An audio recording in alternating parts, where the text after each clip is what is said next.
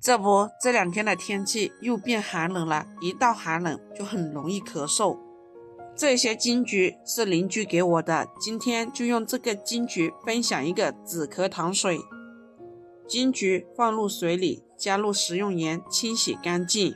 金桔可以理气止咳，还可以防治感冒，预防哮喘以及支气管炎。慢性气管炎、肝炎、胆囊炎、高血压、血管硬化的人都非常适合食用金桔。金桔的果皮对肝脏有解毒的功能，对眼睛也是有养护的作用。接下来准备一个罗汉果，罗汉果也被誉为长寿果，也是具有清肺止咳、润肠通便、生津止渴、清热润燥、平肝明目、利咽化痰的功效。罗汉果把它捏碎，放入碗里备用。再准备一点点菊花，菊花在晒的过程中也是有灰尘杂质，所以也要清洗干净。